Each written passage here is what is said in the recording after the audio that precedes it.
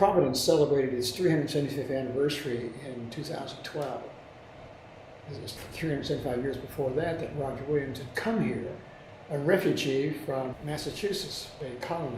He had been put on trial up there and convicted of sedition and heresy and was going to be banished to England, where he would probably have died in prison. So he fled down here, crossed over into Narragansett Indian Territory, got this land that Providence ceded on. He was followed down here by people from his former church in Salem. He'd been the pastor in Salem. He came here in 1636, and then the following summer they finally actually organized a town government. They got organized because they realized they needed to have some kind of a watch against wolves and fires and other kind of things, and to deal with town matters. And they did something that was unique, and that was to create a place where religion and citizenship were separated. First place in modern history where that was done. Town householders agreed they would abide by the majority rule of householders, kind of a democratic thing, only it's just the men, heads of households who voted here, but they agreed they would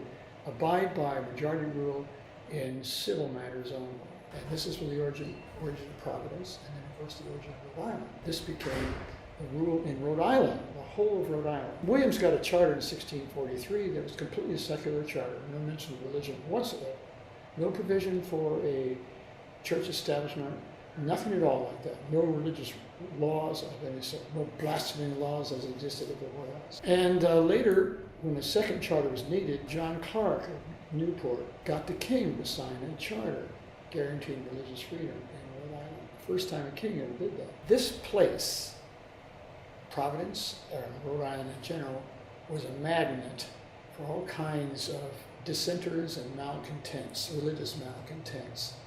And so we end up with a sort of peculiar population. They were highly, well, otherwise minded, I think is the term one uses. They were stiff, obstinate sorts of people who had been driven out of almost every place else. And all of the neighboring colonies, including the Dutch colony of New Amsterdam, which is now New York, regarded Rhode Island as the sewer of New England. This becomes the reason why Rhode Island would be the place where the Quakers came, and soon dominated, by the way, and the first Jews were allowed to stay too. Everywhere else they went, they were kicked out, but they could live in Rhode Island. And that was in large part because of Roger Williams.